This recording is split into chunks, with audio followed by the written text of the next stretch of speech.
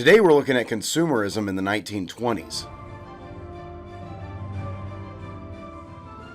Hello, welcome to the Daily Bellringer. Please don't forget to subscribe and take a look at the questions down in the description. Also, don't forget to check out dailybellringer.com where you'll find more resources that go with many of the Bellringer videos. The decade of the 1920s was a 10-year period that saw massive changes in the culture and society of the United States. But along with that came major changes economically. Consumerism, which can basically be defined as encouraging the purchase of goods and services in ever-increasing amounts, became the norm for Americans throughout the Roaring '20s. This buy more mentality was fueled by new technological advancements in production. In what many consider to be the second industrial revolution that took place in the 1910s through the 1920s, mass production shifted from heavy industrial goods such as steel to making more goods for consumers. This production of more goods gave consumers more options of what to purchase. New household inventions became available, such as toasters, telephones, new appliances, and especially radios.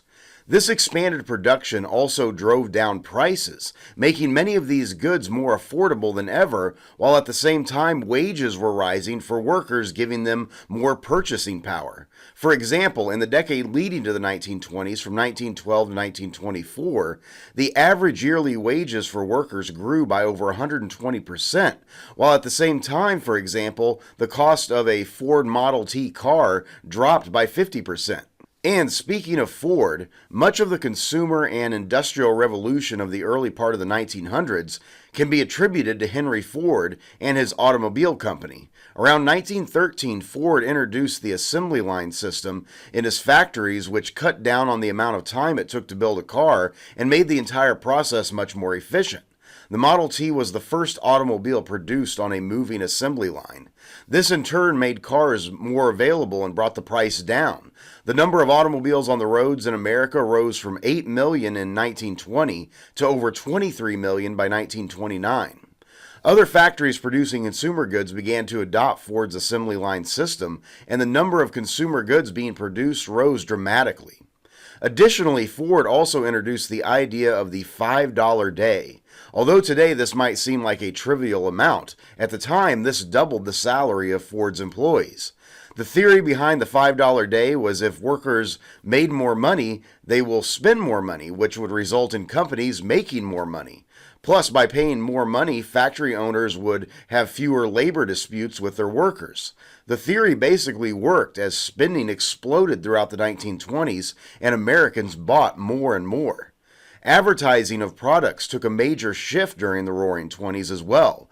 Prior to the '20s, advertisements had basically simply announced to consumers that an item was available. But during the '20s, advertisers began to glamorize products and attempt to make consumers emotionally attached to certain products.